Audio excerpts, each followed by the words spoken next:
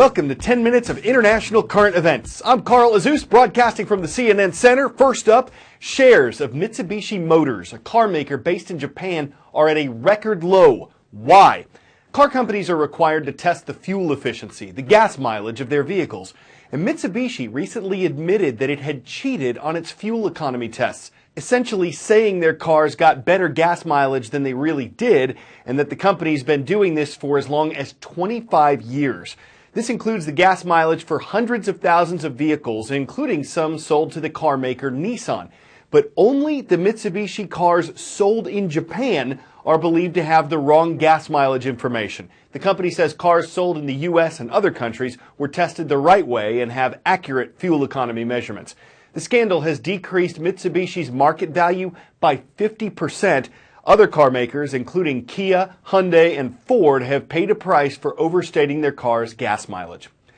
Dangerous forecast last night for many parts of the U.S. Midwest. The National Weather Service said tornadoes like this one, damaging hail and destructive winds were expected. A CNN meteorologist said a tornado outbreak was possible. And in the path of all of it, more than 3.6 million Americans.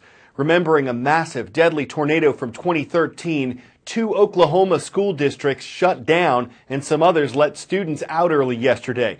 Nebraska, Kansas, and North Texas also had weather warnings. Forecasters say to prepare, know the safest spot to go in your home or school or business. Set up a meeting place with your family or friends in case phone service goes out. Keep a weather radio handy and set your phone to receive emergency weather alerts. All of these things can help if a tornado spins up. Tornadoes are so powerful they can flatten homes to their foundation. They can peel asphalt right off of a highway. And it can toss around 18-wheelers like they're small toys.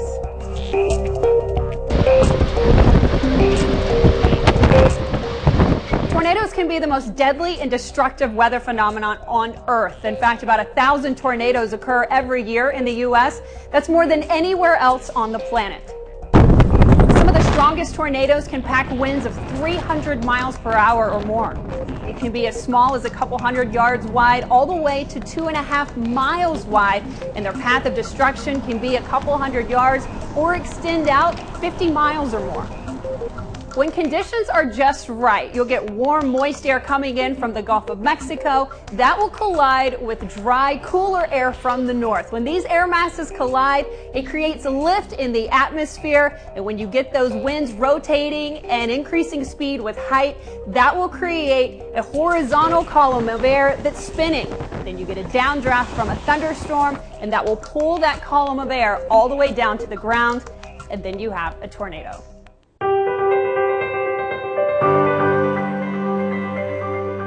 Spina bifida is a condition that occurs when the spine doesn't develop properly at birth, and as a result, it doesn't entirely cover the spinal cord.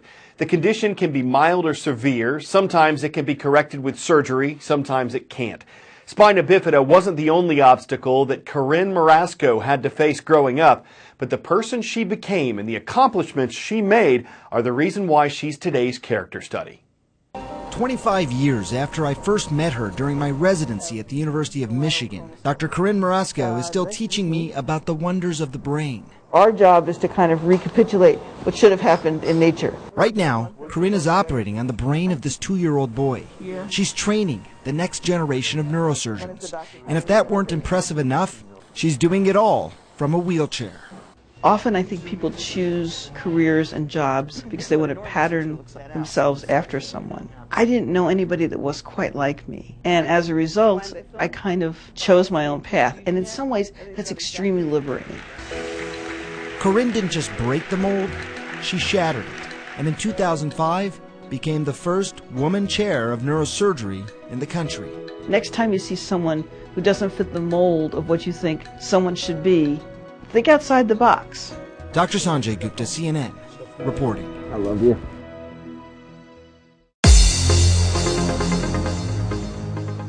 We can tell spring break is over. Requests are coming in by the hundreds on our roll call page. In Michigan, we're happy to have the Chiefs watching today. Sheboygan Intermediate School is in the northern city of Sheboygan.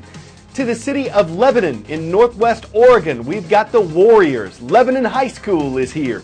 And for the first time on our roll call, we're shouting out the Dominican Republic. The International School of Sosua is in the town of Sosua. There's a sort of robot revolution happening in parts of Japan. Automated, computerized mechanisms replacing people in jobs. Japan has just under 127 million people. That population is shrinking and aging. Shrinking partly because of a low birth rate, aging because the life expectancy continues to go up. Will robots be an effective solution to the challenges this creates? I can finally talk now. Here, they're everywhere. Who, you ask? Maybe it's more of a what. Today, current local will be rain. Machines of all kinds. Moving beyond the fun and the trendy, many Japanese scientists say a robotics revolution is underway. Some experts predict within just a decade or two, nearly half of the jobs in Japan could be done by robots. A practical answer, perhaps, to a shrinking and aging population, with 1 in 4 Japanese over age 65. My mission is to meet these new robot citizens and figure out exactly how they fit into an evolving Japan. So, we begin here.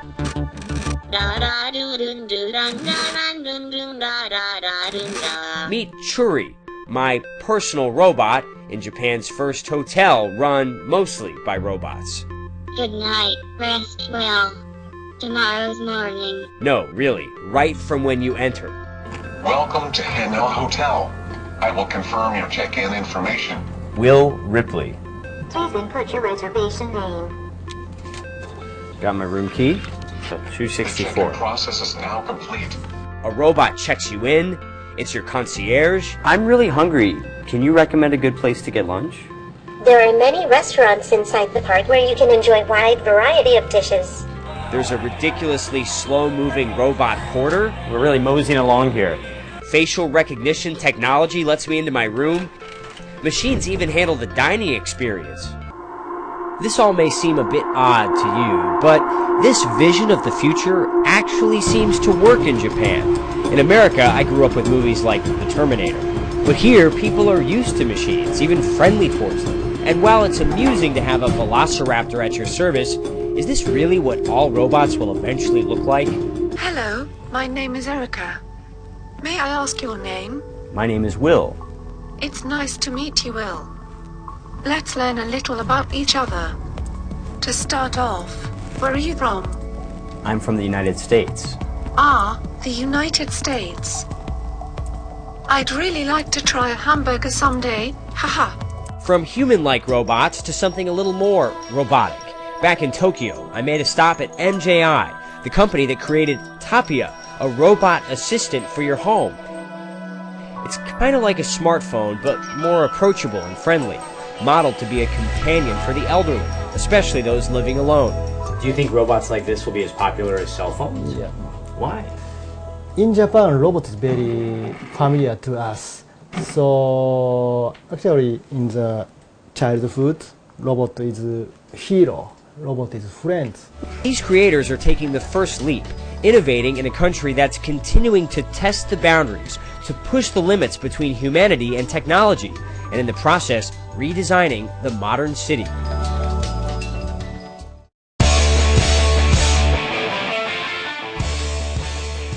Ready, set, have a seat, go.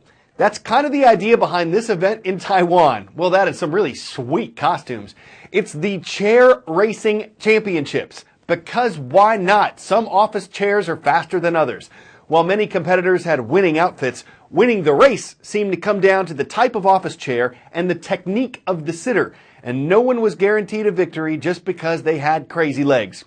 For official rules and final standings, you'll have to see the champion, who's also the chairman, who may chair the board, but doesn't chair the trophy. Now, you might call that uncharitable, chairless, or unchairing, but if all he chairs about is a chairving income-chairable wins, his record is beyond come chair. I'm Cheryl Azus for CNN Student News.